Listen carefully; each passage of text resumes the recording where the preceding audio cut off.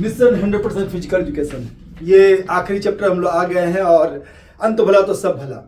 असल में आज जो है सुबह से मैं स्कूल के काम से रांची गया हुआ था और अभी लौट के आया हुआ, करीब 10 बज चुके हैं और सब कोई घर में रेस्ट में है, सो रहे, लेकिन मैं अकेले आज वीडियो बना रहा हूँ। तो देख, लेकिन ये वीडियो कितना बड़ा होगा, कितना लेंदी होगा, थकान भी है, लेकिन एक वीडियो कितना लंबा मुझे नहीं मालूम, लेकिन ये आप सबके लिए मोस्ट यूजफुल वीडियो होगा।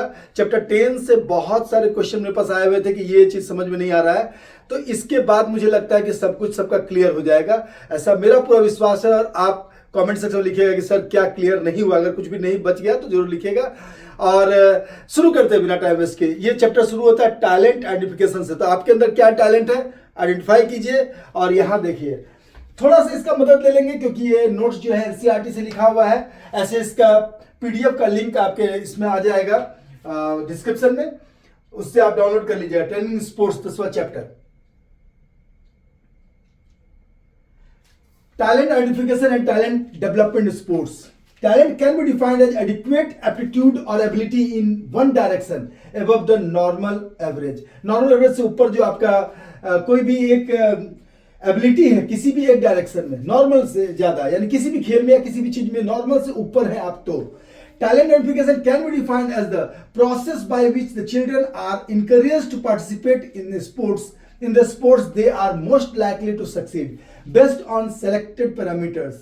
जो मैंने एक छोटा सा वीडियो बनाया था, मैंने वहां समझाया था कि जैसे सबसे पहले हम लोग क्लास में जाते हैं तो देखते हैं कि अरे बच्चे आओ खेलने के लिए, तो उस समय वो शुरुआत भी नहीं किए रहते हैं, तो सबसे पहले हम लोग डिटेक्शन करते हैं, उसके बाद फिर जब वो आते हैं तो उनका जो है फिर सिलेक्शन करते हैं।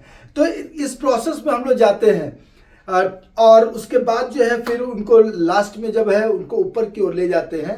तो हम लोग जो है उसको एवरेज से ऊपर तक पहुंचाने के लिए, यानी कि नेशनल इंटरनेशनल लेवल तक पहुंचाने के लिए जो है लास्ट में टैलेंट ट्रांसफर भी करने सिखाते हैं। इसी टैलेंट को किसी और जगह कैसे उपयोग करना है और दूसरे चीज में कैसे उपयोग करना है। तो यहाँ तक हम लोग जो 5 स्टेप पे ले जाते हैं, तो उसके लिए अब जल्दी से शुरू करते हैं। यहाँ पर talent can be defined as the process by which the children can increase, और process of talent identification and development is classified into 5 stages, जो कि 5 स्टेज हम लोग का है, जिसको कि मैंने याद किया था 1 सन 2 सू 3 ट्री 4 डोर 5 नाइफ से। तो जो वो वीडियो नहीं देखे हैं वो यहां से ही भी याद कर लीजिए। पहला 1 सन, ऐसे मैंने राइमिंग के लिए 1 सन ऐसे में सूरज एक होता है। टैलेंट डिटेक्शन, सबसे पहले टैलेंट डिटेक्शन कब करते हैं, जब वो क्लास में और बोले कि बेटा ये सब खेलने तुम लोग सब आ जाओ। This is the discovery of potential performers who are not currently involve in the sports. जैसे लंबा लंबा लड़का देखे बोले तुम वॉलीबॉल ठीक खेल सकता है, तो टैलेंट डिटेक्शन उसको बाहर ले आए, लेकिन हो जरूरी नहीं है कि वो दिखने में अच्छा लग रहा है तो सही हो। तो दूसरा होता है 2 शू। आजकल आप स्पोर्ट्स शू इतना तरह का निकला, देख के बता सकते हैं कि कौन कौन प्रोफेशनल स्पोर्ट्स पर्सन है। तो टैलेंट आइडेंटिफिकेशन 2 शू से रिलेट कर लीजिएगा। Recognising participants with the potential at an earlier stage to become elite performance in future. Future में एलाइट परफॉर्मेंस बनने के लिए जो है टैलेंट आइडेंटिफिकेशन होता है। तो 1 सन से टैलेंट डिटेक्शन, सूरज निकल रहा है और हम डिटेक्ट कर रहे हैं। 2 शू, जूता पहन के डिटेक्ट आइडेंटिफिकेशन जा रहे हैं। और आपके घर के सामने 3 पेड़ है, 3 ट्री में जैसे पेड़ को हम पानी देते हैं और सूरज का धूप पड़ता है, एडिक्वेट सब चीज रहता है, तो डेवलपमेंट बड़ा तेजी से होता है। उसी तरह थर्ड स्टेप में टैलेंट डिटेक्शन कर लिए, टैलेंट आइडेंटिफिकेशन कर लिए, 1 सन 2 शू के साथ 3 ट्री में टैलेंट का डेवलपमेंट शुरू होता है। Talent development 3 tree provides athletes with the suitable learning environment to accelerate or stabilize their potential, realize their potential, माने उसको एक्सेलरेट करना और रियलाइज करना उसके पोटेंशियल को।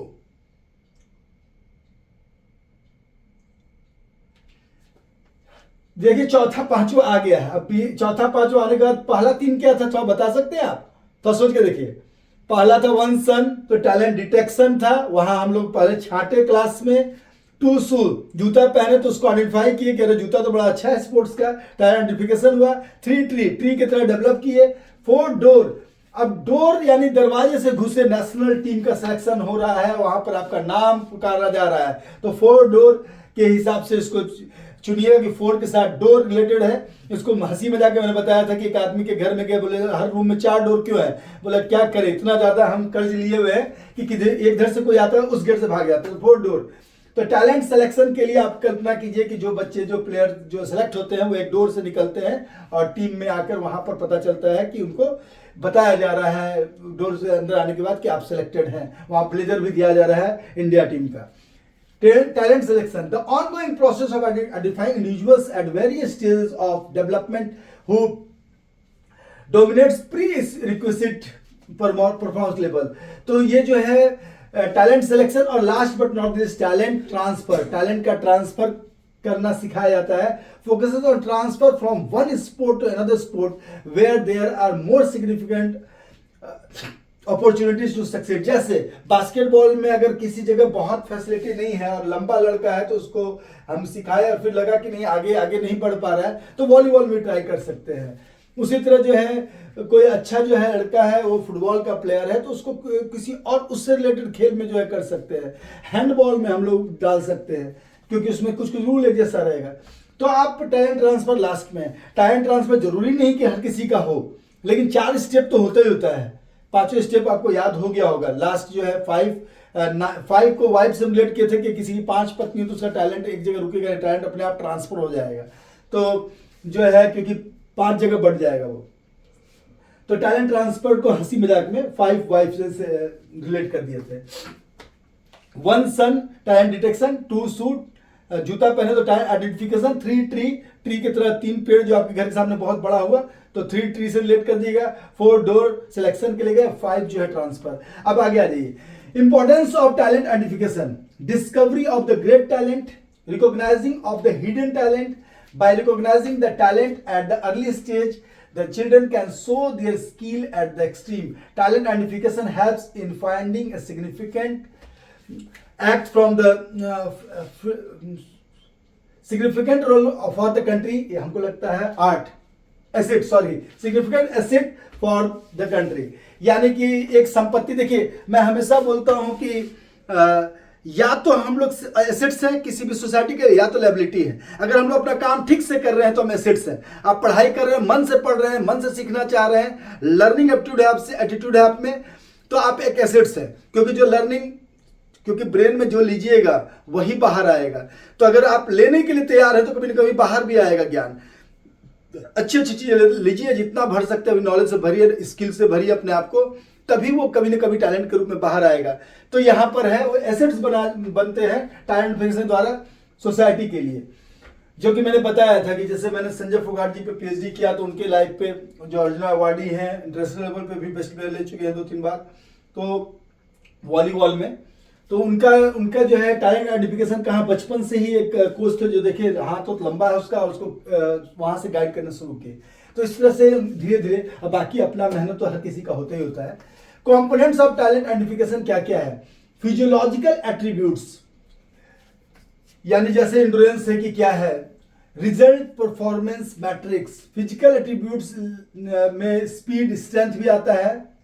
फिर इंटेलिजिबल में जिसको आप देख नहीं सकते सामने, कोई साइकोलॉजिकल एट्रीब्यूट्स जिसमें कॉन्फिडेंस और कंसंट्रेशन आता है।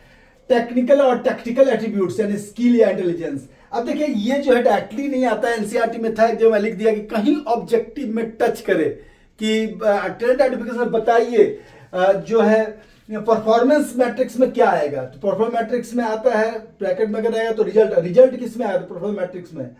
तो इंटेंजिबल्स क्या है, तो कोचेबिलिटी पैशन, यानी कि जो चीज है आपके अंदर का जो पैशन है तो उसको जो है आप इसको लेकर साथ में चल सकते हैं कि हाँ इससे रिलेटेड ही है। लेकिन अभी तक मैंने PYQ में कहीं इसको देखा नहीं है, लेकिन मैं कोई रिस्क नहीं लेना चाह रहा था क्योंकि 70 आउट ऑफ 70 आपको लाना है तो कहीं रिस्क नहीं लेना है। तो इसको एक बार PDF में देख लीजिएगा। हम लोग जो बेसिक चीज है जिसमें कि हम लोग को बेसिक क्वेश्चन सबसे ज्यादा पूछता है, स्ट्रेंथ उसका डेवलपमेंट का मेथड, स्पीड उसका डेवलपमेंट मेथड, एंड्योरेंस उसका डेवलपमेंट का मेथड, फ्लेक्सिबिलिटी उसका डेवलपमेंट मेथड, और 7 जो कोऑर्डिनेटिव एबिलिटीज है वो क्या है। तो ये सारा कुछ, और सर्किट ट्रेनिंग भी पूछता है। तो ये इसको जो हम लोग लेके चलेंगे आगे आगे।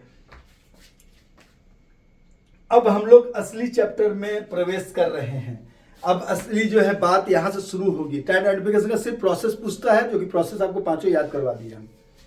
Sports training cycle, micro, meso, macro क्या है? माइक्रो मतलब सबसे छोटा, मेसो यानी बीच का, मैक्रो यानी उससे बड़ा, यानी 5-10 दिन का है तो माइक्रो, 15 दिन के करीब है, 20 दिन तो मेसो, और महीनों में अगर है तो मैक्रो, महीनों से साल तक, तो 1 महीने से 1 साल तक। The 3 cycles of training are macro cycle. The duration of this cycle is 3 to 10 days and is thus considered the shortest cycle of training. In this case of an intermediate and high performance sports person, this cycle lasts 5 to 10 days. The last day of the micro cycle provides active recovery and relaxation to the sportsman to prepare for the training in the next micro cycle. अब देखिए इसमें याद रखिएगा कि इसमें तो बहुत ज्यादा नहीं, हम लोग मास्टर्स में इसको बहुत ज्यादा डिस्क्रिप्टिव पढ़ रहे थे कि कैसे प्रयोग करना है। तो माइक्रो साइकिल में क्या होता है, इंटेंसिटी को मीडियम से हाई तक ले जाके थोड़ा सा रिलैक्सेशन पीरियड में लास्ट डालते हैं। मैच से 1 दिन पहले थोड़ा रिलैक्स, मसाज, स्ट्रेचिंग ज्यादा, ताकि मैच में परफॉर्मेंस हाई हो जाए। तो माइक्रो साइकिल। मेसो में क्या, धीरे धीरे थोड़ा सा बढ़ाते हैं इंटेंसिटी को अप डाउन करते हुए ऊपर की ओर बढ़ाते हुए लेके जाते हैं। एक ही बार इंटेंसिटी पूरा नहीं बढ़ता कहीं भी, तो धीरे धीरे अप डाउन। लेकिन ये शॉर्टेस्ट पीरियड है। ये पूछ सकता है कितने दिन तक, तो मैंने पहले कहा एनसीईआरटी को फॉलो करना है तो 5 to 10 डेज याद रख लीजिएगा माइक्रो साइकिल का, क्योंकि कहीं कहीं 7 to 15 डेज भी लिखा हुआ है। Meso cycle, the duration of this training cycle is 3 to 6 weeks. 3 weeks मतलब 7 3 या 21 है, 20 डेज से शुरू हुआ, यानी कि एक तरह से वो 20-21 डेज तक चलता है माइक्रो, तभी यह 3 वीक से शुरू हुआ है। तो 21 to 6 वीक मतलब कि 1.5 महीने तक चलेगा ये meso cycle. And is thus termed a cycle of medium. अब देखिए, अगर आपका ऑब्जेक्टिव में 3 to 6 वीक्स लिखा या वो 15 दिन दिया, लेकिन अगर 18 दिन भी दे दिया और बाकी सब लंबा है, तो आपको करीब का लिखना है। एग्जैक्ट अगर नहीं है तो उसके करीब जो आ रहा है, जो ज्यादा एक्यूरेट आपका है कभी भी आंसर, उसी को टच करना है हमेशा। और अगर एग्जैक्ट अगर दे दिया तब तो एग्जैक्ट लिखना ही लिखना है। The duration of this training cycle is 3 to 6 weeks and is thus termed as a cycle of medium duration. The purpose of this cycle is to tackle a specific training task.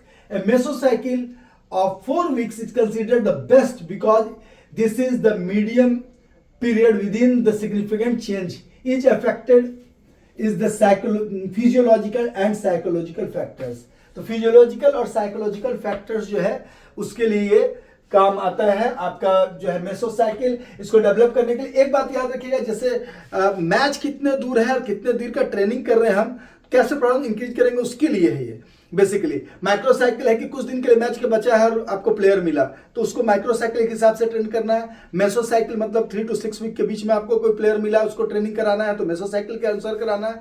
अब इसमें क्या intensity, क्या load, क्या frequency, सारा कुछ जो है, frequency of training, volume of training, intensity of training, ये सब इतना आपको व्याख्या यहाँ नहीं पढ़ना है। वो सब जो है आगे के जो है, अगर पी लेके कोई आगे बढ़ता है तो उसको पढ़ना रहता है। आपको सिर्फ इतना ही देखना है जितना अभी हम लोग के काम का है, इतना आपको लेके चलना है। Macro cycle, the duration of this cycle is 3 to 12 month, यानी 1 साल खेले मैच और अगला साल के लिए नेशनल प्रैक्टिस कर रहे हैं। तो एक और प्लान है ओलंपिक प्लान, जो कि यहाँ नहीं लिखा हुआ है, ये भी होता है लेकिन आपके सिलेबस में नहीं है, इसलिए उसको ध्यान नहीं देना है, जो कि 1 year to 8 years तक होता है। 1 साल से लेकर 8 साल तक तैयारी कराई जाती है। मतलब 7-8 साल के बच्चे को तैयारी कराई जाती है कि 16 साल में कैसे मेडल आएगा, तो उसका ओलंपिक प्लान कहा जाता है। मैक्रो साइकिल सबसे बड़ा प्लान होता है नेशनल लेवल तक, इंटरनेशनल लेवल तक खेलने के लिए, कि इस बार परफॉर्म किया, अगले साल कैसे परफॉर्म करेंगे नेशनल इंटरनेशनल में, तो यहाँ तक चलता है। बहुत देश जो है ओलंपिक प्लान लेके भी चलते हैं कि 6 to 8 years के बच्चे चुन के और कैसे उसको पहुंचाना आगे। The duration of this cycle is 3 to 12 months and it is thus considered the most extended cycle of training. The purpose of the macro cycle is to enable the sports person to improve the performance capacity to put up an optimal performance at a specific time during the competition. अब ये इतना आपको लिखना है कि इतना time का होता है, आपको ज्यादा उसमें सोचना नहीं है।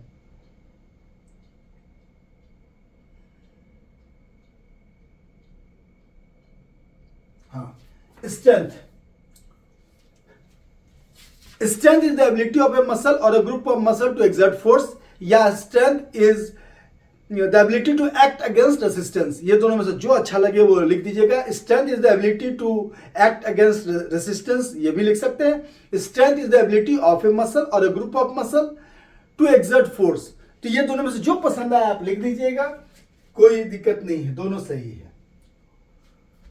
In other words, the amount of force muscle can produce to complete a task is known as strength, या commonly strength is classified into, ये कोई भी डिफिनेशन हो, दोनों में से जो आपको अच्छा लगे। अधिकतर मैं वीडियो ऐसा बनाना चाहता हूं कि अगर कोई नहीं भी देख रहा हो और सिर्फ सुने भी तो उसका कंसेप्ट सब समझ में आ जाए और याद हो जाए एक दो बार सुन के। स्ट्रेंथ बेसिकली देखिए दो तरह का होता है। स्ट्रेंथ पहला होता है स्टैटिक स्ट्रेंथ, कहीं ताकत लगा तो रहे लेकिन विजिबल मूवमेंट नहीं हो रहा है, और ये भी बहुत काम आता है static strength.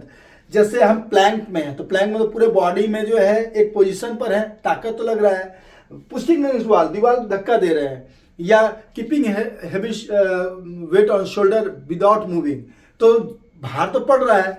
Making sitting posture without chair, तो यहाँ भार तो पड़ रहा है लेकिन ताकत तो लग रहा है लेकिन कोई विजुअल मूवमेंट नहीं है। तो वो सारे जो स्ट्रेंथ है वो है isometric strength, where there is no visual movement, static strength में आता है। अब स्टैटिक स्ट्रेंथ के बाद सेकंड होता है डायनेमिक, यानी बेसिकली दो ही हुआ है, स्टैटिक स्ट्रेंथ और डायनेमिक स्ट्रेंथ। अब ये डायनेमिक स्ट्रेंथ फिर फर्दर तीन तरह के होते हैं। जब मैक्सिमली हम काम करते तो मैक्सिमम स्ट्रेंथ, तो आप सबका एग्जांपल याद रखिएगा, जैसे making a sitting posture without a chair, या टेकिंग वन पोज ऑफ आसन, कोई भी आसन का एक पोज पे खड़े रह जाना जहां विजुअल मूवमेंट नहीं है। अब इसका जब डेवलपमेंट पे आएंगे, मेथड्स पे आएंगे जो कि मेनली है, तो मेथड्स पे जब आएंगे तो भी इसको और क्लियर कर देंगे क्या है। तो ये स्टैटिक स्ट्रेंथ को आइसोमेट्रिक स्ट्रेंथ कहते हैं और डायनेमिक स्ट्रेंथ को आइसोटोनिक स्ट्रेंथ बोलते हैं। तो डायनेमिक स्ट्रेंथ जहां विजुअल मूवमेंट हो रहा है, ये तीन तरह का है। मैक्सिमम स्ट्रेंथ, जहां मैक्सिमम ताकत लगा के हम कोई भी मूवमेंट कर रहे हैं, जैसे मैक्सिमम ताकत लगा के वेट को उठाए तो मैक्सिमम ताकत लगा, maximum strength. Some phases of wrestling में किस फेज में पूरा ताकत लगा के उलाट दे किसी को, तो वहां मैक्सिमम स्ट्रेंथ है। तो जहां मैक्सिमम स्ट्रेंथ लगा के कोई मूवमेंट कर रहे हैं तो मैक्सिमम स्ट्रेंथ हो गया। सेकंड होता है एक्सप्लोसिव स्ट्रेंथ। एक्सप्लोसिव स्ट्रेंथ मतलब धमाका, एक्सप्लोजन। तो एक्सप्लोजन के साथ जब कोई भी काम होता है तो that is called explosive strength, यानी कि speed plus strength is called explosive strength. और लास्ट होता है स्ट्रेंथ एंड्योरेंस। एंड्योरेंस का होता है एंड्योर करना, सस्टेन करना। तो जब किसी एक्टिविटी को लंबा सस्टेन करते हैं, जब स्ट्रेंथ को लंबा सस्टेन करते हैं तो होता है स्ट्रेंथ एंड्योरेंस। इसका एग्जांपल क्या है? Playing football for longer period time, kicking the ball fastly for longer period time, bowling for longer period time, मन ताकत लगा रहे हैं, बार बार कर रहे हैं उसी चीज को, या फिर जो है आर्म रेसलिंग, लंबे समय तक ताकत लगा रहे हैं, उसको गिरा रहे हैं, उठ रहा है, बार बार ताकत लगाया जा रहा है, मूवमेंट भी वहां हो रहा है हल्का हल्का और ताकत भी पूरा लग रहा है, लंबे समय के लिए लग रहा है। तो वहां पर कोई भी स्ट्रेंथ को सस्टेन करना लंबे समय तक, that is called strength endurance. ठीक है, तो ये आपका बेसिकली है। यहाँ पर फिर भी देख लीजिए एक बार, ये डेटा यहाँ लिखा हुआ है, maximum strength, explosive strength, endurance.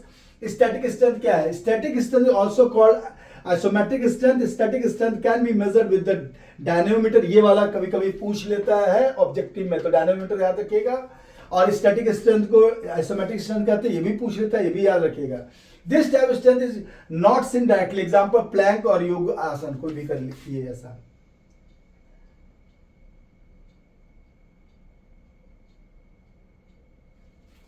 Dynamic strength. Dynamic strength is also known as isotonic strength. In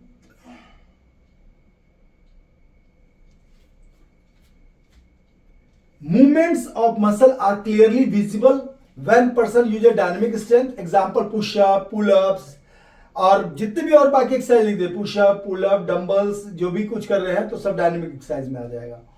dynamic strength is further divided into 3 parts. Maximum strength. The highest force a muscle can generate in a single contraction to overcome maximum thrust को छोटा कर लेते हैं। हाँ, overcome maximum resistance, that is javelin throw, weight lifting, discus throw।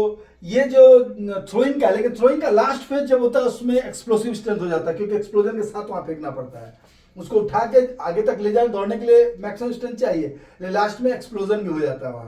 लेकिन इसको NCERT में example यही लिखा हुआ है, javelin throw, discus throw, weight lifting, इसलिए उसी में डालिएगा आंसर को सही करने के लिए,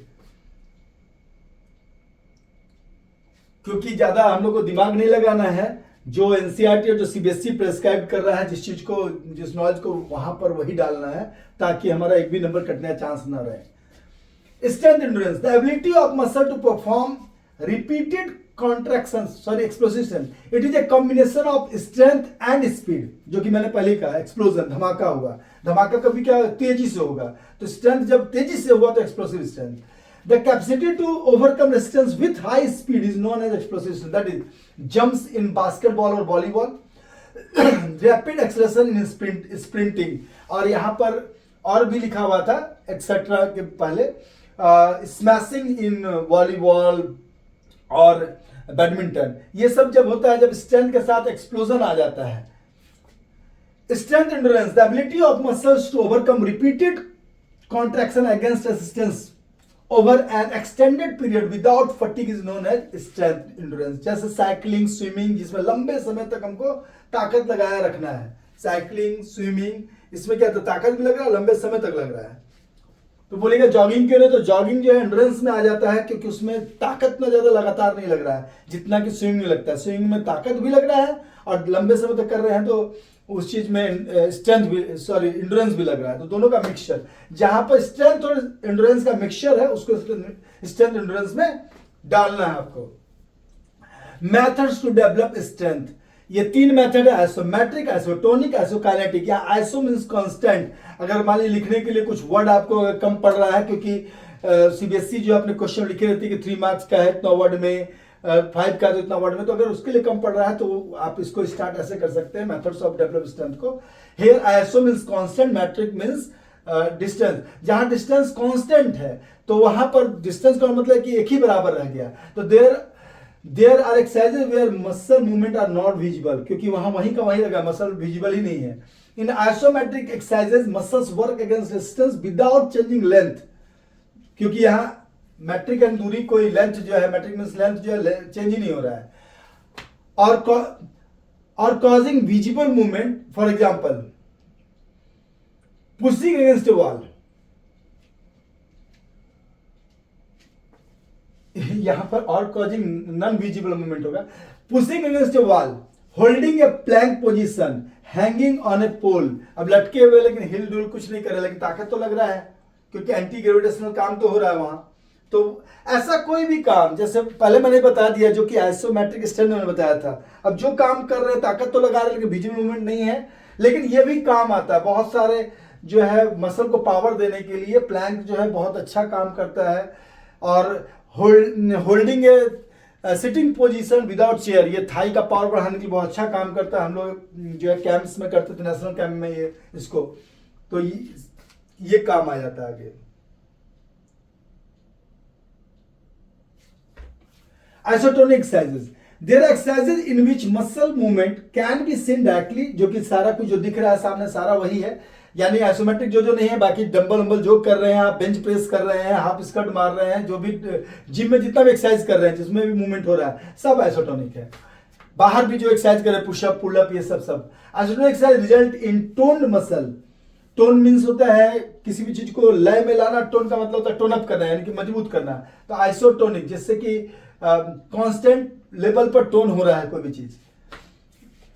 and increased muscle length, this method is considered to the best method to develop strength. Example running and jumping on the spot, pushup, situps, ये सब आ जाएगा इसमें। जितने भी आपको एग्जांपल याद है, बेंच प्रेस, हाफ स्क्वाट, जितने भी चीजें हो रहा है, तो ये सारा कुछ बस प्लैंक में डाल दीजिए क्योंकि विजुअल नहीं है वहां। Isokinetic exercises, this method was introduced by J Perrine 1968। ये कभी कभी आ जाता है ऑब्जेक्टिव में, इसलिए याद रखिएगा। And involve a particular type of muscle contraction called isokinetic contraction, generally used in sporting event like rowing and swimming. These exercises are performed on specially designed instruments. 1968 में जे पेरिने ने एक मशीन बनाया था जिसमें कि मूवमेंट को और स्ट्रेंथ को हम लोग एक आइसो मीन्स होता है कांस्टेंट और काइनेटिक मीन्स गति, तो गति को हम मैनिपुलेट कर सकते थे। जैसा ट्रेडमिल होता है, ट्रेडमिल में बहुत जगह होता है गति पहले ही मैनिपुलेट कर देते कि इतना स्पीड में घूमेगा उतना ही चलना है। तो स्पेशली डिजाइन मशीन पे जो भी किया जाता है एक्सरसाइज वो सब आइसोकाइनेटिक के अंतर्गत आ जाता है। एंडोरेंस अभी देखिए एंडोरेंस की बात है, एंडोरेंस में सस्टेन एक्टिविटी, तो पूरे मन से इस पूरे वीडियो को सुनने के लिए भी आपके लिए एंडोरेंस चाहिए, और मैं भी बहुत थका हुआ तो मुझे भी एंडोरेंस चाहिए पूरे एनर्जी के साथ इसको बोलने के लिए। तो अभी जिस चीज की जरूरत है वो यहाँ आ गया है, अब इसको हम पढ़ते हैं। Endurance the ability to perform an activity for a longer duration of time without getting fatigue is known as endurance. ठीक है, बहुत जगह है endurance is the ability to resist fatigue, थकान को रेसिस्ट कर देना, थकान के बावजूद एनर्जी के साथ लगे रहना किसी काम में, उसी को ये एच.एम. बैरो और मिगी का डिफिनेशन है उसका एंडोरेंस का, तो इसको भी याद रखिएगा। Endurance the ability to resist fatigue, fatigue थकान के बावजूद को उसको काम करना ही एंडोरेंस है। Types of endurance on the basis of nature 3 तरह का है, basic endurance, general endurance, specific endurance. इसके बाद और स्पीड में आएंगे क्योंकि इसके हम लोग आगे स्पीड में पढ़ेंगे, और स्पीड ही इसके बाद है।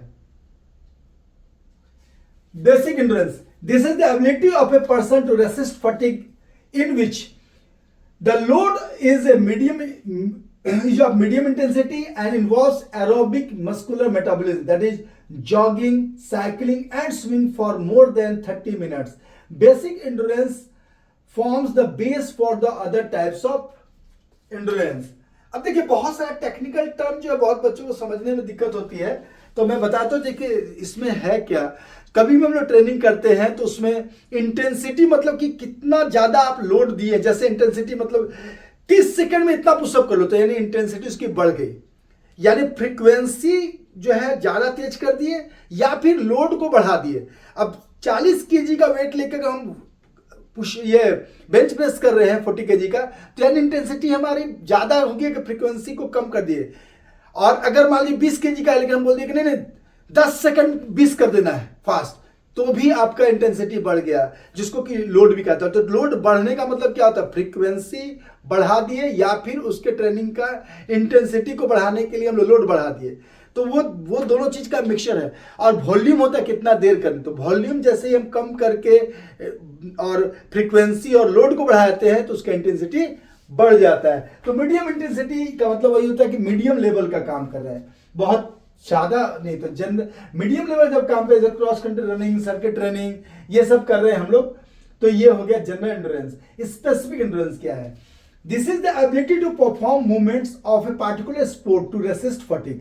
For example, the specific endurance of the hockey player is different from that of a marathon runner or a cyclist as the need for the activity in different. मैं क्लास में बताता हूँ कि देखिए एक होता है आपका बेसिक एंडोरेंस, एक जनरल एंडोरेंस, एक स्पेसिफिक एंडोरेंस होता है। तो स्पेसिफिक एंडोरेंस क्या है, जैसे कोई जो है दौड़ने तो बड़ा कमजोर है लेकिन लिखने में बहुत तेज है, तो एक, या फिर यहां पर तो स्पोर्ट्स रिलेट करना है, तो कोई आदमी ऐसे थक जाता है स्किपिंग कर, लेकिन वॉलीबॉल 2 घंटा भी खेल सकता है या बास्केटबॉल 2 घंटा भी खेल सकता है, उसमें उसको इंटरेस्ट भी है और वहां पर उसका बॉडी अभ्यस्त हो गया है उस पर्टिकुलर काम के लिए, तो हो गया स्पेसिफिक एंडोरेंस। यहाँ जनरल एंडोरेंस और यहाँ स्पेसिफिक एंडोरेंस है। This is the ability to perform movements of a particular sport to resist fatigue. For example, the specific endurance of hockey player is different from that of the marathon runner or cyclist. अब आपको समझ में आ गया होगा ये हुआ nature के हिसाब से। अब टाइम के हिसाब से 4 तरह का है। टाइम के हिसाब से स्पीड एंडोरेंस मतलब जो है 45 सेकंड के अंदर अगर बहुत तेजी से कोई काम करे जिसको थकना भी है, जैसे बहुत तेजी से दौड़ रहे 45 सेकंड तक यानी 400 मीटर तक का रेस हो रहा है, तो स्पीड एंडोरेंस। अब 45 सेकंड से 2 मिनट यानी कि 800 मीटर का रेस तक, ऐसे हम लोग स्पोर्ट्स से रिलेट कर लेते हैं इसको। 800 मीटर का यानी कि 100, 200 एंड 400 मीटर रेस यहां लिख दीजिएगा। 100 मीटर, 200 मीटर, 400 मीटर रेस की स्पीड एंडोरेंस, ये आप एग्जांपल में लिखिएगा तो आपको नंबर श्योर मिल जाएगा। शॉर्ट टर्म एंडोरेंस में 45 सेकंड और 2 मिनट, तो यहां पर 800 मीटर बेसिकली आता है। 800 मीटर एक ही रेस आता है इसके अंदर। मिडिल टाइम एंडोरेंस में 2 मिनट टू 11 मिनट, 2 मिनट से ज्यादा 11 मिनट तक, तो इसमें आपका 1500 मीटर, 3800 यहाँ आ गया, 1500 मीटर, 3000 मीटर आ जाता है, जिसको स्टीपल चेज कहा जाता है स्पोर्ट्स में। 3000 मीटर रेस को स्टीपल चेज कहा जाता है, ये भी एक आपका जीके का है। और 3000 मीटर के ऊपर 5000 मीटर, 10,000 मीटर और मैराथन, 3 तरह का रेस होता है लॉन्ग में, वो सब आ जाता है लॉन्ग टर्म इंड्योरेंस में। इंड्योरेंस बेसिकली क्या है, किसी भी चीज को कंटिन्यू करना विदाउट, जैसे आप फुटबॉल खेलते हैं तो बीच बीच में स्ट्रेंथ इंड्योरेंस आता है, क्योंकि उसमें स्ट्रेंथ भी लगता है, इंड्योरेंस भी लगता है, कुछ देर में रुक जाता है आदमी, या स्पीड इंड्योरेंस लगता है, लॉन्ग टर्म इंड्योरेंस नहीं लगता है। तो लॉन्ग टर्म इंड्योरेंस तब होता है जब बिना रुके लगातार, जैसे मैराथन दौड़ रहे हैं, 5 किलोमीटर दौड़े जा रहे हैं लगातार, तो वहां पर लॉन्ग टर्म इंड्योरेंस कहा जाता है। यानी आधा घंटा खेलने को लॉन्ग टर्म इंड्योरेंस इसलिए नहीं कहा जाता क्योंकि उसमें बीच में रुकना होता है। वॉलीबॉल में जोर से स्मैश मार रहे हैं, अगर बॉल गिर गया तो तब तक अगला जब सर्विस के लिए जा रहा है तब तक। क्रिकेट में बॉलर जब शुरू किया दौड़ने बॉल लेके तब थोड़ा एक्टिव हुए, शॉट मार दिया चौके छक्का, तो जब तक बॉल आके दूसरे बार नहीं मिल जाता तब तक रुके रहते हैं। तो वहां पे स्पीड इंड्योरेंस का ज्यादा उपयोग होता है बाकी स्पोर्ट्स में, या एक्सप्लोसिव स्ट्रेंथ का ज्यादा यूज होता है। ये जो लॉन्ग टर्म वाला ये सिर्फ रनिंग के लिए रिलेट कर दिया तो भी नंबर मिल जाएगा। Speed endurance, this is the ability to resist fatigue in cyclic activity that last up to 45 seconds. Example 400 meter, तो यहां आप 100, 200 और 400 मीटर लिख दीजिएगा तब भी आपको नंबर मिलेगा। यहाँ शॉर्ट टर्म एंड्योरेंस 800 लिखा होगा। This ability is needed for activities lasting 45 second to about 2 minutes, means example 800 metre.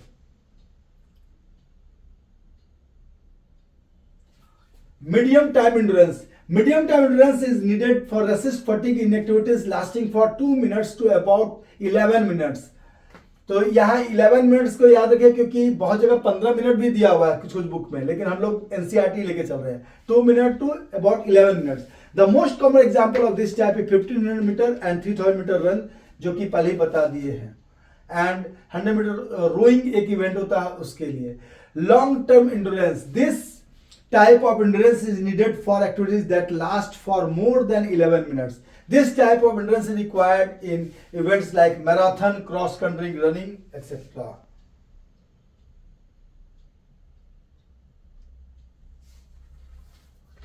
Methods to develop endurance. क्या क्या मेथड है एंड्योरेंस डेवलप करने के लिए? तो कंटिन्यूअस मेथड को 4 भाग में बांटा गया है, तब इंटरवल मेथड है और तब रिपीटेशन मेथड है।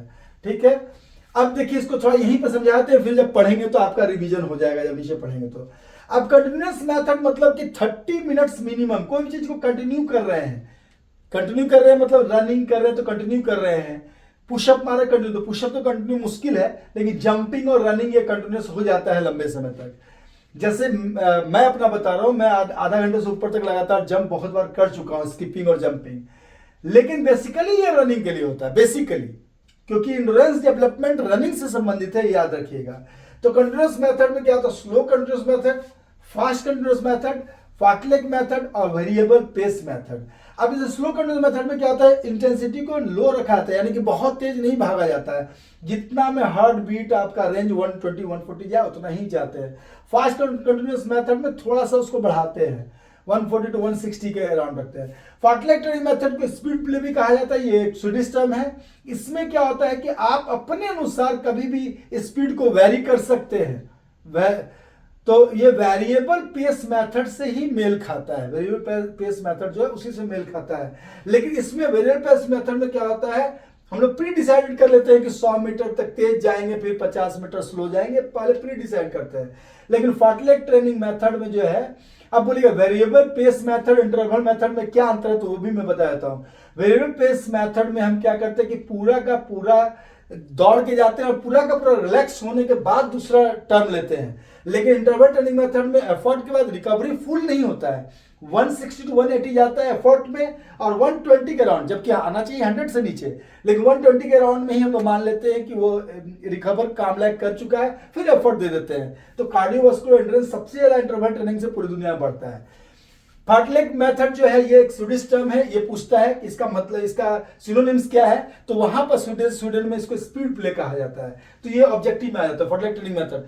फिर आ जाता है इसको किसने बनाया, देखिए कंटिन्यूअस मेथड किसने बनाया कहीं नहीं लिखा हुआ होगा, फार्टलेग ट्रेनिंग मेथड को गोस्टा होल्मर ने।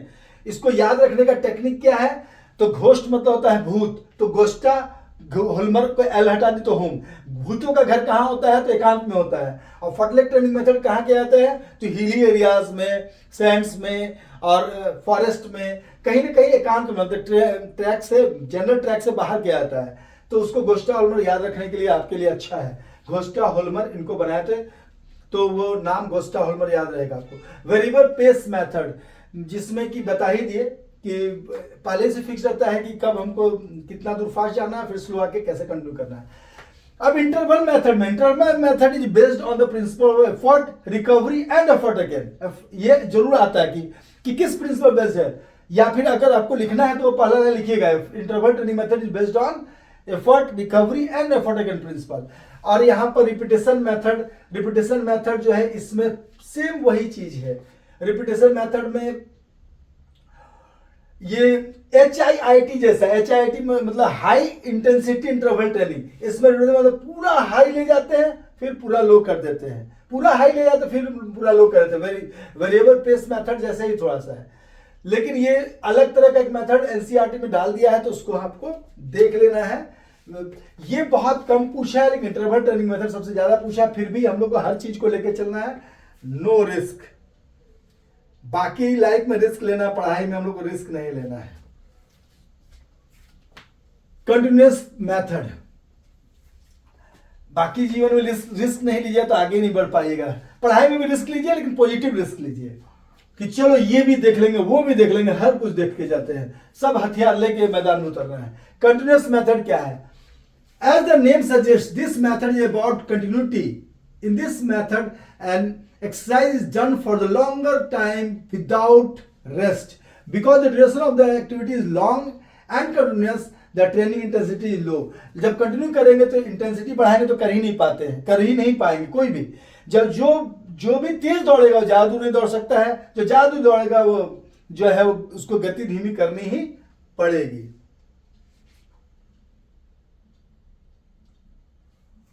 Slow continuous method. In this method, the activity is performed at a certain speed without any break for a long duration. Heart rate during the training should be between 140 to 160 और 160 to 180 चल जाएगा वहां interval में। Beats per minute, walking, running, cycling करते हुए। Fast continuous method, this activity is performed comparatively fast but the speed remains uniform throughout the training। यहां पर 160 to 180 चला गया आपका, जो कि इंटरवल में भी जाता है फास्ट कंटिन्यूस मेथड में। Variable pace method, in this method activity is performed at a changing pace but this change in speed is pre plan. जैसे मैंने कहा कि प्री प्लान होता है, फाटलेग में प्री प्लान नहीं होता है। The heart rate usually ranges between 140 to 180, यानी कि 140 से 80 इसका रेंज बढ़ा दिया जाता है। वेरिएबल में है क्योंकि वेरिएबल पेस है। और पर मिनट ड्यूरिंग दिस मेथड, ये आपका हो गया। अब आएगा फाटलेग मेथड, ये बड़ा इंपॉर्टेंट है और बहुत बच्चे पूछे सर फाटलेग थोड़ा समझा दीजिएगा।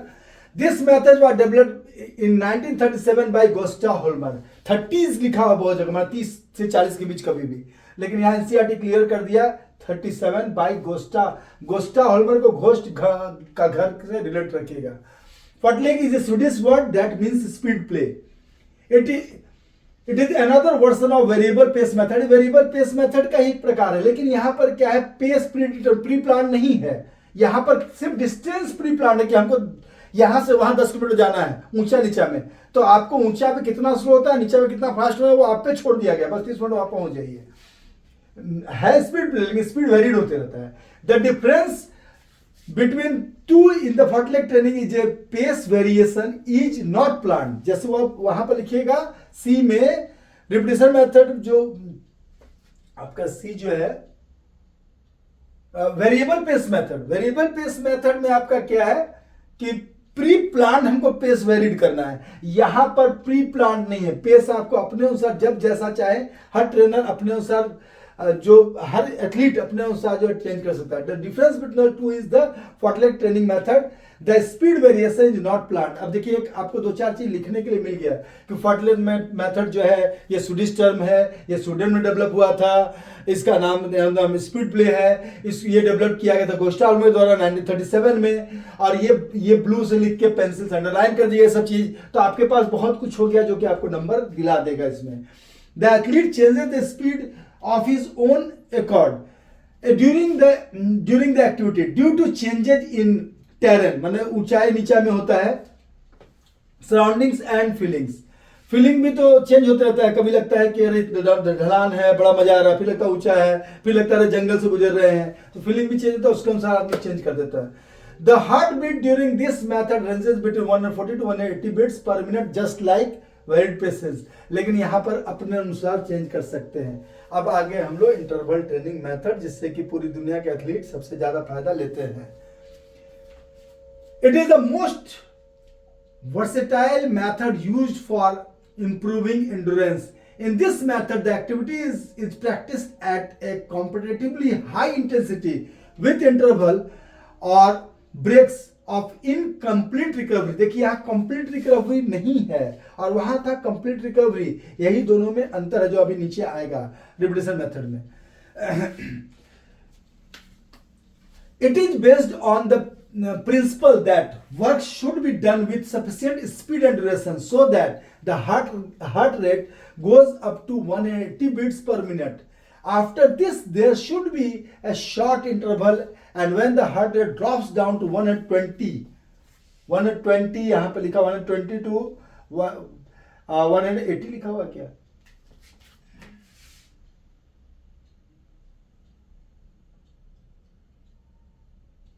120 to 130 होना चाहिए था, 120 से 130 के करीब आ जाता है, 120 to 130 बीट्स पर मिनट।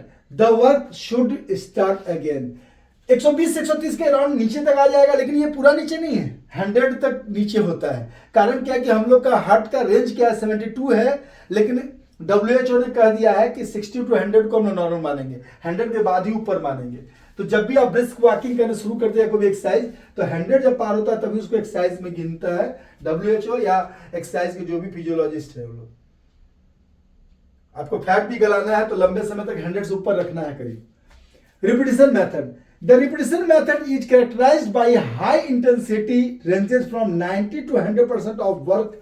अभी 90 to 100% क्या है, तो 90% MHR का, MHR in maximum heart rate, इसको भी आप यहाँ डाल दिए तो आपका नंबर बड़ा माने इंप्रेशन बड़ा अच्छा पड़ेगा चेक करने वाले पे। MHR इसको 220 माइनस करंट एज, मतलब आपका अगर 20 साल उम्र हो रहा है तो 200 आपका होगा, अधिकतर तो आप लोग 18-19 के होंगे, तो उसके अनुसार आपको MHR निकालना, उसका 90 to 100% जो है आपका यहाँ पर वर्क इंटेंसिटी होता है। और कंप्लीट रिकवरी के बाद नेक्स्ट शुरू करते, बस इतना ही अंतर है। Interval training method complete recovery के बाद शुरू नहीं करते हैं, 120 to 130 आते हैं, बस फिर से कर लेते हैं वो एफर्ट। वो लिखना हम लोग भूल गए यहाँ नोट्स में, लेकिन आप लोग जरूर लिखिएगा। It is based on the principle of effort, EFFORT effort slash करके recovery and effort again principle. Speed, अब आ जाइए हम लोग स्पीड पे, जिसको स्पीड लिए हम लोग आगे बढ़ते हैं। Speed is defined as the ability to perform more action in the minimum possible time. It has a complete nature and depends considerably for the central nervous system. देखिए स्पीड जो है वाइट टिच फाइबर डिपेंड करता है, ये bye bond ज्यादा होता है। Speed को ऐसे लिख सकते हैं, speed is the ability to do any work in shortest possibility and quickest time, shortest period of time and quickest possibility. फिर से सुन लीजिए, speed is the ability to do, जैसे मैं जल्दी बोल भी रहा हूं उसके लिए, speed is the ability to do any work in quickest possibility and shortest period time, quickest possibility and shortest period of time. तो ये है स्पीड। टाइप्स ऑफ स्पीड क्या है, तो reaction speed, reaction ability is the ability to react quickly to stimulus और signal. मैं बताता हूं कि दो बच्चों का अगर स्पीड बराबर है, हम गो बोले, जो पहले निकल जाए जिसका रिएक्शन स्पीड ज्यादा होगा वो आगे जीत जाएगा। तो ब्रेन और बॉडी बीच कोऑर्डिनेशन बहुत फास्ट है, तेज है, नर्व इंपल्स इसका फास्ट जा रहा है, वो जो है रिएक्शन एबिलिटी उसका ज्यादा अच्छा माना जाता है। ये आपका इसमें भी आता है, कोऑर्डिनेटिव एबिलिटीज का भी एक पार्ट है। Acceleration ability, acceleration ability is the ability to achieve a high locomotion speed from a steady position. It depends significantly on the explosive strength technique and movement frequency. फिर मैं बोलता हूं, दो लड़का दौड़ रहा है, गो बोले पहले निकल गया क्योंकि उसका रिएक्शन एबिलिटी ज्यादा था, लेकिन अगला धीरे धीरे उससे आगे निकला, क्यों? क्योंकि उसको एक्सेलरेशन एबिलिटी ज्यादा था, उसका बाइक में एक्सेलेटर ज्यादा था, यानी कि उसका एक्सेलरेशन रन ज्यादा था। अब होता है मूवमेंट स्पीड। अब ये आगे निकल तो गया, लेकिन तीसरा जो आदमी था उसका मूवमेंट स्पीड ज्यादा था, क्योंकि मूवमेंट जब पकड़ता था तो उस खास मूवमेंट का स्पीड ज्यादा था। Movement speed can be defined as the ability to perform a single movement in a minimum possible time. It is dependent on the technique and explosive strength. क्योंकि एक मूवमेंट जो था दौड़ने का, उस मूवमेंट को उसने मास्टरी कर लिया था, तो उस खास मूवमेंट का स्पीड उनका अच्छा था। और लोकोमोटर स्पीड, ये याद रखिएगा, लोकोमोटर मतलब होता है यहां से वहां जाना। Locomotor ability is the ability to maintain speed for maximum possible duration और डिसिप्लिन। जैसे कि 400 मीटर, यहां पर 400 मीटर को कहा था किंग ऑफ द ट्रैक, क्योंकि वहां पर आपको स्पीड के साथ एंड्योरेंस दोनों चाहिए। तो ये है locomotor ability. Locomotor ability is the ability to maintain high speed for a maximum possible duration और distance. It is the essential sport like 100 metre and 200 metre sprints. Speed देखिए 100 200 के तो है ही, लेकिन किंग ऑफ द ट्रैक कहा जाता है। आप कहीं भी सर्च किए who is the king of the track तो आएगा 400 मीटर स्पीड। लेकिन वो चूंकि 45 सेकंड के बीच आ रहा है उधर, तो हम लोग उसको स्पीड एंड्योरेंस में घुसाते हैं, इसलिए यहाँ पे स्पीड में नहीं डाला गया उसको। तो 100 और 200 मीटर स्प्रिंट के में डाल दिया है स्पीड में, 400 मीटर स्पीड एंड्योरेंस में। Speed skating and short sprints in cycling, it depends highly on the mobility of nervous system. Nervous system direct energy लगातार रिलीज कर रहा है मसल के लिए। प्रोटीन फिलामेंट थ्योरी अगर आप पढ़ेंगे तो मालूम चलेगा कैसे कैसे ब्रेन से रिलीज होता है मसल के लिए, नर्वस सिस्टम से कैसे जाता है, और कैल्शियम आयन कैसे जो है ट्रोपोनिन और ट्रोपोमायोसिन को एक्टिवेट करता है एनर्जी देने मसल के कॉन्ट्रैक्शन के लिए। Speed endurance, it is the ability to do movement with high speed for a longer duration, that is under fatigue. It depends highly on anaerobic capacity, technique and psychic factors. तो ये हो गया आपका speed endurance. Methods for developing speed क्या है, तो दो है, एक्सेलरेशन रन, पेस रन। तो मेथड्स ऑफ डेवलपिंग स्पीड जो है एक्सेलरेशन रन और पेस रन, दोनों में क्या अंतर है, तो नाम ही से लग रहा है एक एक्सेलरेशन सिखाएगा, एक कांस्टेंट पेस पर चलना दौड़ना सिखाएगा। एक्सेलरेशन जरूरी क्यों, क्योंकि आप कभी भी दौड़ने शुरू करेंगे तो स्टेडी पोजीशन से एक्सेलरेट करना अगर सीख गए अच्छा, तो आप जीत जाएंगे छोटे जगह पर। लेकिन लंबे जगह पर आपको मेंटेन करना पेस सीखना पड़ेगा। यानी मिडिल डिस्टेंस रेसेस के लिए पेस रन मेथड ज्यादा अच्छा है, 100 200 के लिए एक्सेलरेशन ज्यादा अच्छा है। आगे आप सुनिए यहां पर,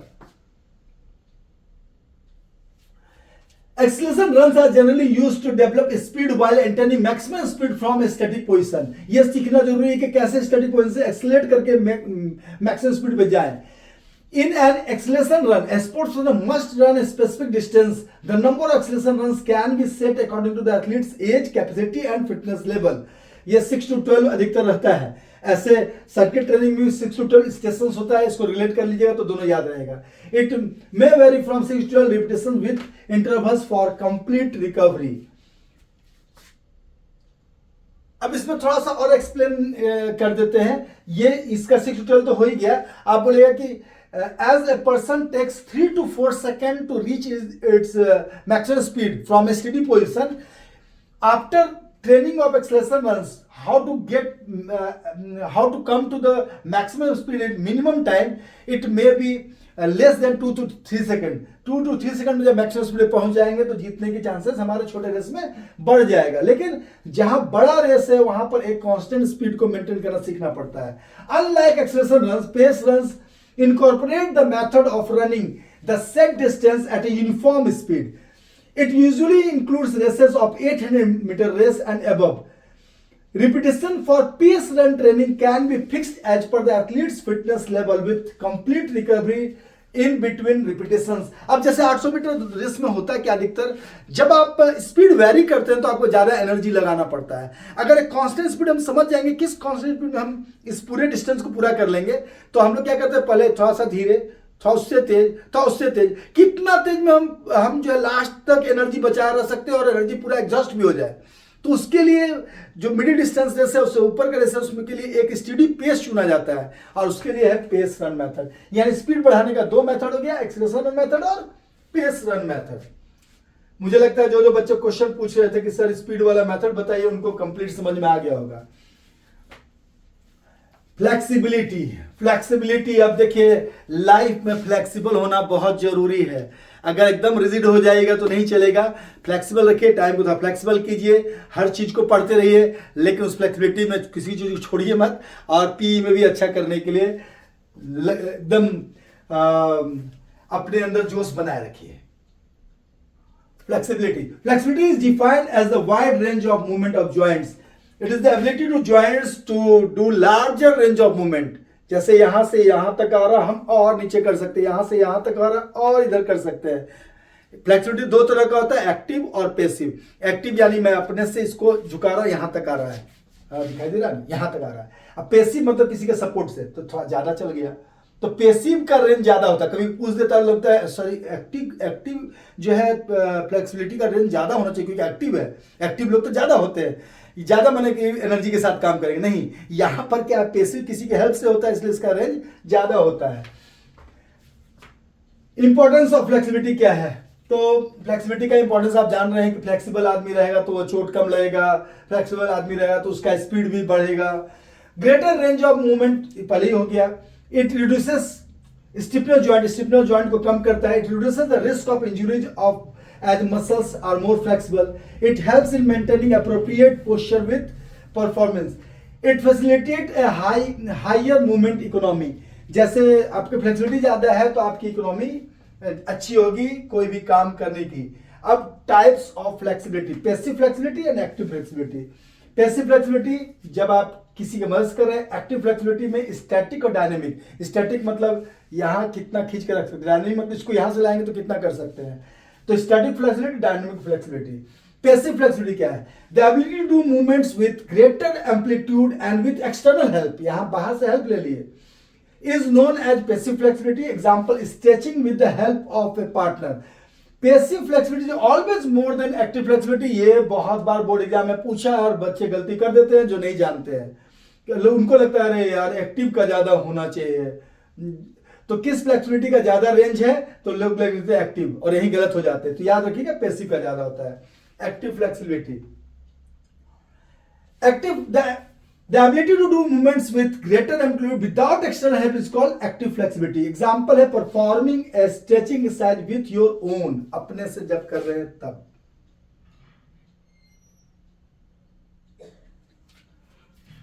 It is further classified into two categories: static flexibility.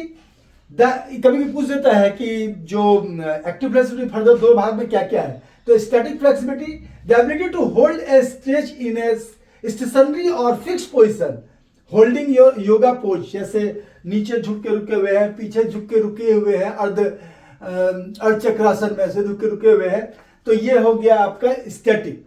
और अगर जर्की मूवमेंट में ले गए इधर और ज्यादा कर लिए तो हो गया dynamic. Holding a yoga pose, touching toes while standing etcetera, dynamic flexibility. The ability to perform movements with a full range of motion while in motion, that is arm circle, गोल घुमा रहे हैं, परफॉर्म व्हाइल वॉकिंग और running, तो ये हो गया dynamic flexibility.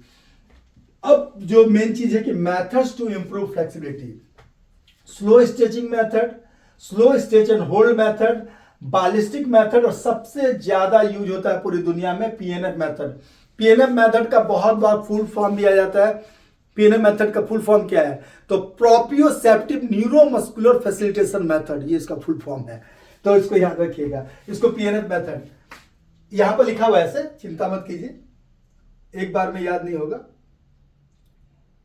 इसका मेथड सबका जानना जरूरी है। Slow stretching method, the first and foremost way to improve flexibility is slowly stretching the muscle around the joint, धीरे से। The critical point to note here is that stretching should be slow and without any jerky movement. Slow stretching method, slow stretch and hold. एक तो slow stretching किए छोड़े, अब करके रोके थोड़ा, इसको आइसोमेट्रिक स्ट्रेच भी बोला जाता है। The hold, the next stage after stretching is to hold for about 6 to 8 second at a maximum stretch point. अब देखिए स्लो स्ट्रेच एंड होल्ड जो है ना, इसी से थोड़ा सा रिलेटेड है पीएनएफ, जब नीचे बताऊंगा तो समझ में आएगा। 6 to 8 सेकेंड, लेकिन थोड़ा सा अंतर है, वहां पर अपोजिट फोर्स भी करना है। This method is considered to be the most commonly used method in the field of games and sports. ये अधिकतर लोग करते हैं हर जगह, लेकिन जो इंटरनेशनल लेवल पे पीएनएफ क्यों चल रहा है वो मैं बताता हूँ। मैंने भी करके देखा है, पीएनएफ फायदेमंद है।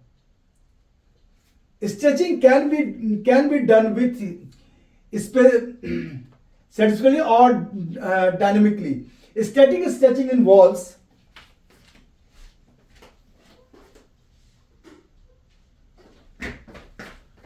उधर कुछ दूध का गंध आ रहा था। Stretching can be done with either statistically और डायनेमिकली, जो कि बताई थी, स्टैटिक भी हो सकता है, डायनेमिक भी हो सकता है। Static stretching involve slowly easing into extension and holding the position. Extension में गए और वहां होल्ड किए पोजीशन को धीरे धीरे। Dynamic stretching requires controlled movement, usually legs and hands, and where the event requires dynamic movement, it is suitable for dynamic stretching method.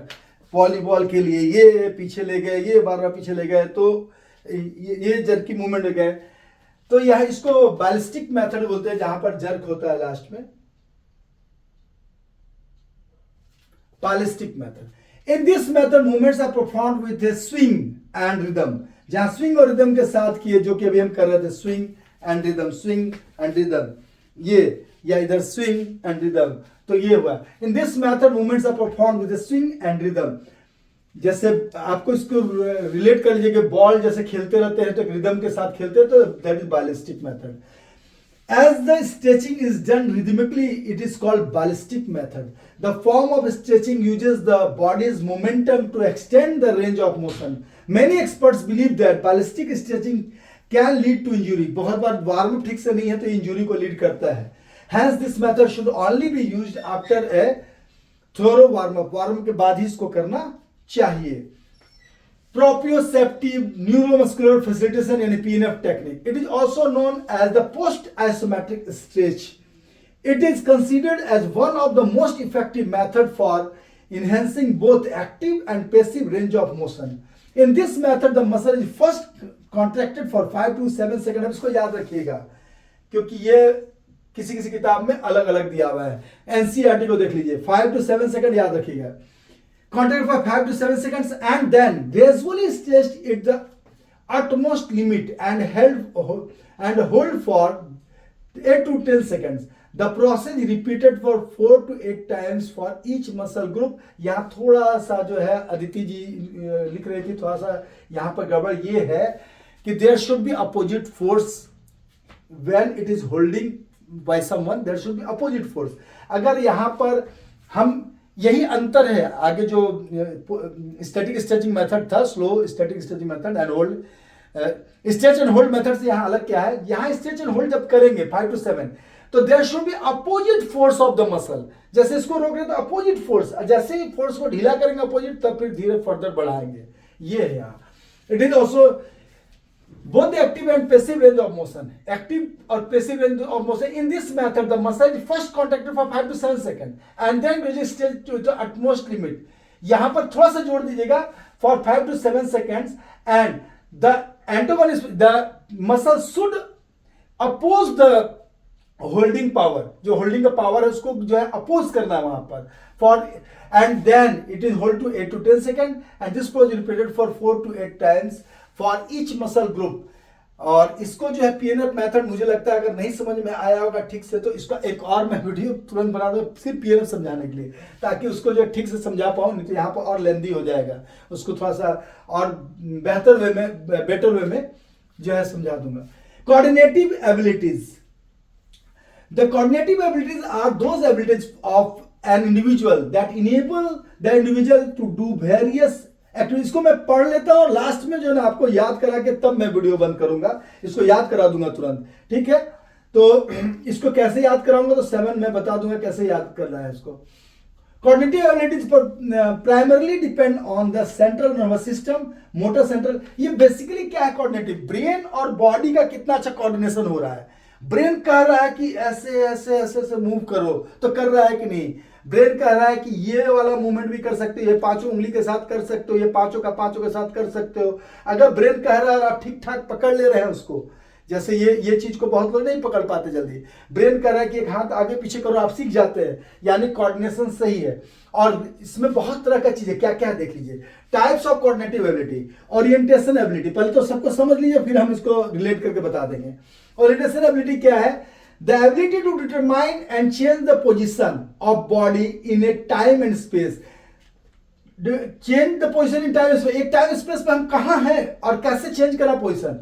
A footballer adjusting the ball movement, ball का movement भी change कर रहा है, साथ में ये भी देख रहा है कि कौन प्लेयर कहाँ से आ रहा है, तो उसका ओरिएंटेशन एबिलिटी अच्छा है। Differentiation ability, the ability to achieve high accuracy and economy of movement, differentiate करना जनरल से अपने आप को अलग। In separate body part, that is gymnast controlling limbs during the vault पे पूरा घूम रहे हैं और लिम्ब पूरे बॉडी को कंट्रोल किए हुए हैं, that is differentiation. High level of performance में गए, वहां डिफरेंशिएट किया अपने आप को। इसको मैं कैसे रिलेट करना, कैसे याद रखना, मैं तुरंत बता दूंगा ताकि आप कभी भी एग्जाम में कंफ्यूज नहीं होंगे। Coupling ability, it is the ability to coordinate body part movement with one another and about a different goal oriented body movement. Example, coordinating leg and arm movements while swimming. Coupling ability, जैसे इसमें couple से बना हुआ, यानी कि body के different part को, दो या दो ज्यादा पार्ट को जो है एक साथ कोऑर्डिनेट करके आगे चलना है। It is the ability to coordinate body parts movements with one another. ये याद रखिए, कपल यानी कोऑर्डिनेट वन अनदर, कपल भी एक दूसरे कोऑर्डिनेट करते हैं तभी एक साथ अच्छे से रह सकते हैं। Rhythm ability, it is the ability to perceive the rhythm of a movement and do the exercise with the required rhythm. Example, in rhythmic gymnast performing routines to music को सुनते उसके अनुसार करते हैं, such as using hoops, ribbons as bulls with the required perceive timing with the music. अब देखिए, जरूरी नहीं कि यही का ये लिखिए, इसमें एग्जांपल लिखिएगा रिदमिक जिम्नास्टिक, इसके साथ आप ये भी लिख सकते हैं कि when a player has a great rhythm his movements या स्किल आर कंसिडर्ड बेस्ट। जैसे कोई रिदम में शॉट मारता है, उसका अगर बॉलिंग करे रिदम है, बैटिंग में रिदम है, खेलने में रिदम है, किसी भी स्किल को परफॉर्म करने में, तो वो बेटर कहा जाता है और वो ग्रेसफुल होता है। The rhythm ability makes the skill graceful. ये एक लाइन जरूर लिख दीजिएगा, तो इससे आपका आंसर और प्रभावी हो जाएगा, इफेक्टिव हो जाएगा। Reaction ability, reaction ability is the ability to react quickly and efficiently to stimulus. Example, a sprinter starting instantly at a sound of the gun. Adaptation ability, the ability to change or adjust movement action based on the anticipated changes in the situation. Example, a basketball player's shooting technique upon the defense position. Adapt कर, नए situation को adapt करना है, ability to change और adjust movement actions. ये इसको याद रखिएगा कि जैसे देखें कि ओपोनेंट कैसा खेला और तुरंत अडेप्ट करके नया। Basketball players switching tactics upon a defence change, defence change में जो है अपनी एक्टिविटी चेंज कर देना, नए चीज को अडेप्ट कर लेना तुरंत। और last but not least, balance ability यहाँ लिखा हुआ है। सर्किट ट्रेनिंग के बाद मैं इसको तुरंत से याद करा दूंगा, एक बड़ा अच्छा फनी टेक्निक है और बहुत अच्छा टेक्निक रिलेट करने का, इसे याद करा दूंगा, पहले सर्किट ट्रेनिंग में देख लेंगे। Balance ability, the ability to maintain और रीगेन बॉडी बैलेंस ड्यूरिंग और after movements. Example, surface maintain balance on wave, जिसका बैलेंसिंग ज्यादा अच्छा होता है स्पोर्ट्स में, उसका फॉल कम होता है, गिरता कम है और ज्यादा बेहतर परफॉर्म कर पाता है। नाउ सर्किट ट्रेनिंग, जो कि सर्किट से बना हुआ है, 1957 में इसको जो है एडम्सन और मॉर्गन ने निकाला था। तो ये जो है एक वीडियो मैंने गलती से 1953 कह दिया था पहले के वीडियो में ट्रेनिंग स्पोर्ट्स में, जो कि किसी ने कमेंट किया तो मैंने उसको सुधारने का वहीं पे प्रॉमिस किया था। तो अभी 1957 में इसको याद रखने के लिए जो है 47 में आज़ादी मिली, उसके 10 साल बाद जो है हम लोग का जो है हुआ, इसको याद रखिएगा। आगे, circuit training is highly scientific and effective training of physical conditioning. It was developed by G.T. एडम्सन, तो सिर्फ एडम्सन मॉर्गन याद रखिएगा, एंड P. मॉर्गन, तो एडम्सन मॉर्गन याद रखिएगा तो भी चलेगा, अब पूरा नाम याद है तो so much so good. G.T. Adamson and R.E. Morgan in 1957. It is primarily designed to improve muscle strength, speed and endurance by having athletes move through a series of stations, each targeting different muscle group. एक बात याद रखिए, दो तीन चीजें, जैसे एक बच्चा भी मुझसे पूछा था आज ही, शायद वो मुन्ना का मैसेज आया था, एक लड़का है, तो वो आया था कि सर इसमें 5 मार्क्स का पूछ दिया है पूरा का पूरा सर्किट ट्रेनिंग, तो उसको कैसे पूरा करेंगे। देखिए सबसे पहले आपको लिखना है पेंसिल से अंडरलाइन करके कि 1957 में इनके द्वारा जो है निकाला गया, ये बहुत अच्छा टेक्निक है ऑल राउंड बॉडी डेवलपमेंट के लिए, पूरा बॉडी का डेवलपमेंट हो जाए, ये सब लिख दिया। सेकंड में लिखेंगे कि वाइल फॉर्मिंग सर्किट को फॉर्म करने के लिए क्या क्या चीज जो है आपको मन में रखना है। तो पहला, एक ही मसल ग्रुप का एक्सरसाइज कंसिक्वेंटली नहीं होना चाहिए, माने जस्ट जैसे अगर आप पुशअप किए तो पुलअप तुरंत नहीं हो जाएगा, पुशअप किए तो अगला जो है सिटअप्स होगा या फिर आपका पैर का होगा। यानी different muscle group should be different muscle group exercise should be done and different station. तो अलग अलग मसल ग्रुप का एक्सरसाइज करना चाहिए, कंसिक्वेंटली एक ही मसल ग्रुप का एक्सरसाइज नहीं करना है। फिर ट्रेनर जो जिसको हम करा रहे हैं उसका प्रीवियस जो है लेवल ऑफ फिटनेस देख के कराना है, प्रीवियस ट्रेनिंग एक्सपीरियंस देख के कराना है। तो ये दो चार चीजें, टाइमिंग शुड बी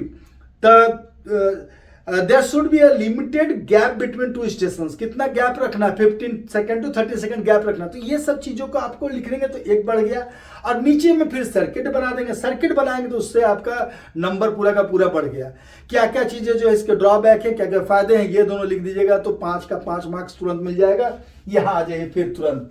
अब circuit training is a highly scientific and efficient method of physical conditioning.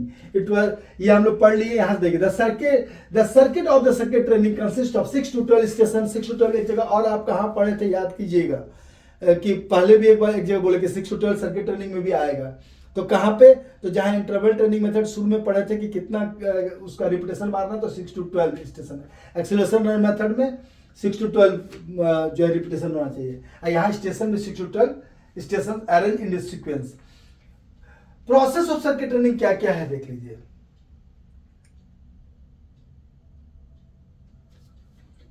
An athlete performs a specific exercise at one station for a set of time or repetition, then move quickly to the next station with minimum rest 30 second. Minimum rest जो है minimal rest 30 second, कहीं कहीं 50 second to 30 second लिखा हुआ है। तो यहाँ पर एनसीईआरटी मिनिमल रेस्ट 30 सेकंड दिया है। अब देखिए इसको हम एक बार बता दे रहे हैं, हम लोग बहुत बार किए हुए हैं ट्रेनिंग। जैसे 5 6 8 लोग हैं हम लोग, तो 8 के गोले गोले पर ना अपना एक्सरसाइज का नाम लिखा हुआ है। यहाँ पर लिखा हुआ पुशअप, वहाँ लिखा हॉपिंग, वहाँ लिखा हुआ है ये सिटअप्स, वहाँ लिखा हुआ है हैंगिंग, अलग अलग मसल ग्रुप का 8-10 एक्सरसाइज। तो 8-10 एक्सरसाइज का नाम भी याद होना चाहिए, तो उसको नाम जरूर एक बार दिमाग में रख लीजिएगा, क्या क्या एक्सरसाइज आप लिख सकते हैं। उसमें यही याद रखिएगा कि यहाँ पर अगर हम जंपिंग कर रहे हैं तो वहां पर हमको पुशअप करना है, वहां पुशअप कर रहे हैं तो उधर सिटअप करना है, वहां सिटअप कर रहे हैं तो वहां हाफ स्कर्ट करना है, वहां हाफ स्कर्ट कर रहे हैं तो वहां पुलअप करना है। ऐसा लिखना है कि एक ही मसल ग्रुप का लगातार न हो। और जैसे ही गो बुलाया जाता सबको एक्सरसाइज करते थे एक साथ, और जैसे स्टॉप बुलाया जाता सब अपने अपने गोले पे स्टॉप करके अपने राइट साइड के बगल वाले गोले पे सब चल गए, तो हर कोई एक एक नया गोला मिल गया और एक नया एक्सरसाइज मिल गया। इस तरह से मजा भी आता है करने में इसको। Completing one full station through all station consist one round और सर्किट। जब सब कोई सारा एक्सरसाइज कर लेता है तो एक सर्किट कहा जाता है उसको। वेट ट्रेनिंग वाले भी अलग करते हैं, 8 to 12 स्टेशन का सर्किट रहता है, यहाँ पर हैंड का मारे फिर वहां लेग का किए और इस तरह से सर्किट में करते हैं। एडवांटेज ऑफ सर्किट ट्रेनिंग क्या है? डेवलप्स मल्टीपल फिटनेस कंपोनेंट, क्योंकि डिफरेंट मसल ग्रुप एक साथ होता है इसलिए मल्टीपल फिटनेस कंपोनेंट एक साथ है। लेकिन ये हाई इंटेंसिटी के लिए नहीं है। जैसे बहुत ज्यादा मसल जिसको बनाना है तो वो एक दिन हाई इंटेंसिटी एक्सरसाइज करेगा हाथ का, तो दूसरे दिन उसको पैर का करना है। जो जिम जाते हैं वो जानते होंगे।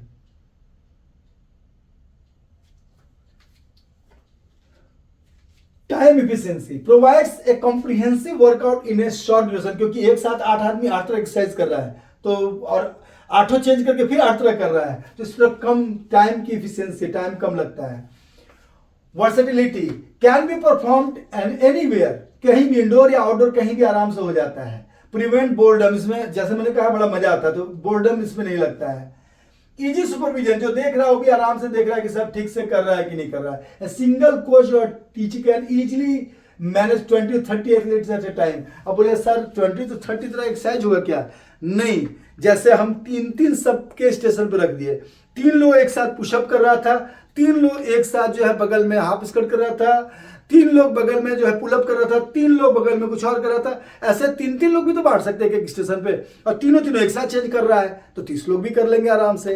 इस तरह से इसको जो है आपको लिखना है तो नंबर मिल जाएगा। अब जल्दी से, जैसा कि मैंने प्रॉमिस किया था, कोऑर्डिनेटिव एबिलिटीज याद कराता हूँ। कोऑर्डिनेटिव एबिलिटीज 7 है। अब 7 है तो हम लोग इसको क्या करते हैं, ABCDEFG कर लेते हैं। और ABCDEFG से जो कॉमन जानवर के नाम है जो बचपन से पढ़ते आ रहे हैं, वो ए से एप्पल, एप्पल का PLE और हटा दो AP एप कर देते हैं। एप जो आप लोग जानते हो, the planet of ape, dawn of apes, apes पे पिक्चर मिला हुआ बड़ा बुद्धिमान बंदर है एप। B से बैट, बैट एंड चमगादड़। C से कैट, बिल्ली। D से डॉग, कुत्ता। E से एलिफेंट, हाथी, जो कि इधर बहुत झारखंड में परेशान भी किया हुआ अभी। F फॉर फिश और G फॉर गोट, बकरा, पहाड़ी बकरा। अब इसको देखिए, अब इसको जो है रिलेट करिए। A फॉर एप, पहला, तो एप में ना कॉपलिंग एबिलिटी बड़ा अच्छा होता है। उसको देखा गया प्रयोग करके, ऊपर केला टांग दिया गया था तो वो स्टूल लिया, स्टूल पे चढ़ के उसको उतार लिया, दिमाग बड़ा तेज था। कपल ऑफ एक्टिविटीज, यानी कि डिफरेंट जो बॉडी पार्ट की एक्टिविटीज उसको एक साथ मिला के ठीक ठाक कर लिया, that is called coupling ability. Couple में एक्टिविटीज किया बॉडी पार्ट्स के साथ। बी यानी बैट, बैट से रिलेट करना है, कपलिंग एबिलिटी याद हो गया। कपल में एक्टिविटी कौन कर रहा है, AP एप, ऐसे याद कर लीजिएगा। B for bat, bat and चमगादड़, जो कि उल्टा लटका रहता है पेड़ में और रात में उड़ता है तो कहीं टकराता नहीं, जबकि वो ठीक से देख नहीं पाता, लेकिन टकराता नहीं, अल्ट्रासोनिक वेव आता है और वो चेंज कर लेता है अपना डायरेक्शन। तो इफिशिएंटली एक सर्टेन टाइम स्पेस में डायरेक्शन को चेंज कर रहा है अच्छे से, यानी ओरिएंटेशन एबिलिटी अच्छा है। ओरिएंटेशन प्रोग्राम भी बहुत सारा चलते रहता है जो आपका विजन को चेंज करता है। तो ये सर्टेन टाइम स्पेस पे जो है सही मूवमेंट लेने का जो काबिलियत है बैट का, उससे रिलेट कीजिएगा ओरिएंटेशन एबिलिटी को। सी फॉर कैट, कैट का बहुत सारा आप रील भी देखते होंगे, कैट को सांप नहीं कट पाता है क्योंकि कैट का रिएक्शन एबिलिटी बड़ा अच्छा है। तो इसको एग्जाम्पल, आपको ये सब नहीं देना एग्जाम में, ये याद करने के लिए आपको एग्जाम्पल हमेशा स्पोर्ट से डालना है।